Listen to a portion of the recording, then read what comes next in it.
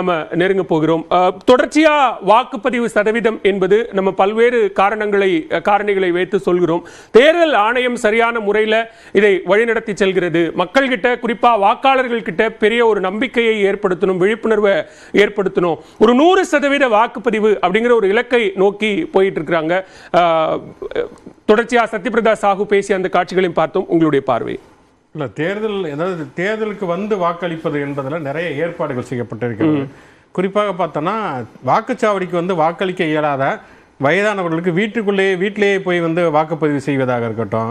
அதே மாதிரி இப்ப வெயில் காலங்களால சாமியான பந்தல்கள் அமைப்பது, தண்ணீர் வசதிகள், பெண்கள் மட்டுமே நிர்வகிக்கக்கூடிய பிங்க் பூத்து, அந்த மாதிரி திருநங்கைகளுடைய வாக்குகளை வந்து அவர்கள் வந்து வாக்களிக்க வேண்டும் என்கிற முறை, இந்த மாதிரியான விஷயங்கள் எல்லாம் அப்டேட் ஆகி இருக்கிறார்கள் என்பதில் எந்த விதமான மாற்று கருத்துமே இல்லை. ஆனால் 2 விஷயங்கள் தான் ரொம்ப வினோதமானதாகவும் கொஞ்சம் வந்து விமர்சனத்துக்குரியதாகவும் இருக்கக்கூடியது. ஒன்று, ஏற்கனவே வந்து தொடர்ச்சியாக சர்ச்சையில் இருக்கக்கூடிய அந்த EVM என்கிற ஒரு விஷயம். ஏன்னா வந்து EVM என்பது ஒரு அறிவியல் பூர்வமான ஒரு கருவி. அதை வந்து நம்ம முற்றிலுமா புறக்கணிக்க முடியாது. அதன் மீது விமர்சனம் வைப்பவர்களும் அறிவியல் பூர்வமாக அதை வந்து நிரூபிக்கவில்லை, அதுல வந்து மோசடி பண்ண முடியும் அப்படிங்கிறத. ஆனால் அதே நேரத்தில் அதில் வந்து ஒரு சந்தேகம் இருந்து கொண்டே இருக்கிறது அப்படிங்கிறத நம்ம பார்க்கிறோம். நம்மளுடைய முன்னாள் தலைமை தேர்தல் ஆணையர் குரேஷி சொன்னதை போல அதில் ஒரு சந்தேகம் இருக்கிற பொழுது அதை வந்து முழுமையாக பூர்த்தி செய்ய வேண்டியது என்பது ஒரு ஜனநாயகத்துறை மிக முக்கியமான ஒரு கடமை. அதனால தான் இந்த ஒப்புகை சீட்டு பற்றி ஒரு வழக்குமே போடப்பட்டிருக்கிறது. அந்த ஒப்புகை சீட்டை வந்து எண்ணுவது என்று சொன்னால் வந்து 12 நாட்கள் ஆகும் நாங்கள் தேர்தல் முடிவு அறிவிப்பதற்கு அப்படின்னு சொல்லி தேர்தல் ஆணையம் சொல்லுவாங்க. அந்த வழக்கிலும் கூட தேர்தல் ஆணையம் உச்சநீதிமன்றத்தில் என்ன சொல்றாங்க அப்படின்னா, ஒருவேளை நம்ம மறுபடியும் பேக் டு பேலட் பேப்பர் அப்படிங்கிற ஒரு சிஸ்டத்துக்கு போகிறோம் அப்படின்னா அது கிட்டத்தட்ட ஒரு பிற்போக்குத்தனமான ஒரு முடிவாக இருக்கும் அப்படிங்கிற கருத்தையும் கூட தெரிவிக்கிறாங்கல்ல. ஆமா, ஆனா நம்ம இன்னொரு விஷயத்தை நம்ம யோசிக்கிறோம். இப்ப வந்து இவங்க சொல்றது நடைமுறை யதார்த்தம் தான், 12 நாட்கள் ஆகுங்கிறது. ஆனா நம்ம இன்னைக்கு ஓட்டு போட்டு 1.5 மாசம் வரைக்கும் நம்ம வந்து முடிவுக்காண்டி வெயிட் பண்றோம் அப்படிங்கிற அதுவும் ஒரு நிதர்சனம் தானே. அப்ப நம்ம வந்து தமிழ்நாட்டில் ஓட்டு போட்டு 1.5 மாசம் வந்து நம்ம காத்து கொண்டு இருக்கிறோங்கிற போது 1.5 மாசம் வந்து இந்த EVM வந்து பாதுகாப்போட தான் இருக்குமா, வேற ஏதாவது மோசடி பண்ண முடியுமாங்கிற கேள்வி இயல்பாகவே வரும். பொதுவாக தொழில்நுட்ப வல்லுநர்கள் என்ன சொல்றாங்கன்னா, EVM அப்படிங்கறத வந்து நீ ஹேக் பண்ண முடியாது. அதே நேரத்தில் நீங்க ப்ரோக்ராம் பண்ணி வச்சிட்டீங்க அப்படின்னு சொன்னா அதுல முறைகேடு நடப்பதற்கு வாய்ப்புகள் இருக்கும் அப்படின்னு தொழில்நுட்ப வல்லுநர்கள் சொல்லுகிறார்கள். அப்ப அந்த சந்தேகங்கள் முழுமையாக களைவன். நேற்று வந்து கேரளாவில் வந்து அந்த இது காசர்கோட்டில் நடக்கிற பொழுது அந்த சந்தேகம் வருகிறது அப்படிங்கிறத பார்க்கிறோம். இரண்டாவது, இந்த தேர்தல் ஆணையத்துடைய கெடுபிடிகள் நடைமுறைகள் என்பதிலையுமே நிறைய கேள்விகள் இருக்கிறது.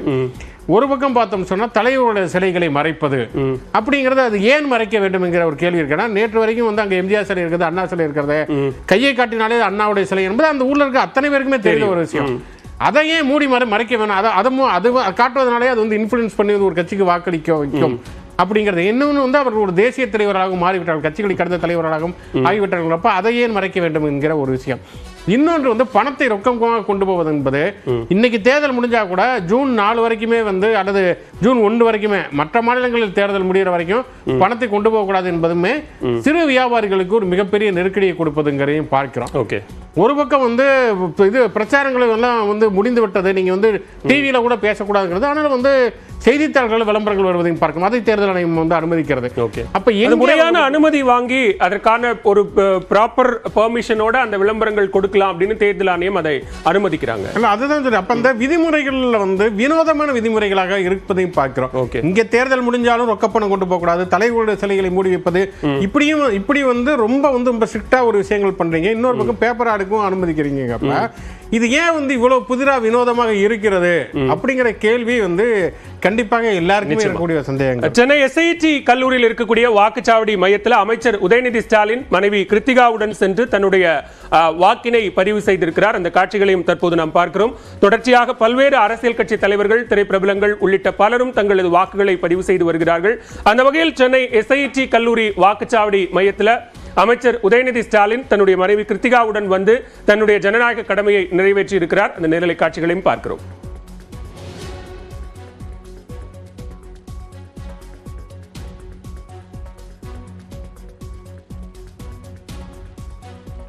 தொடர்ந்து பேசலாம்.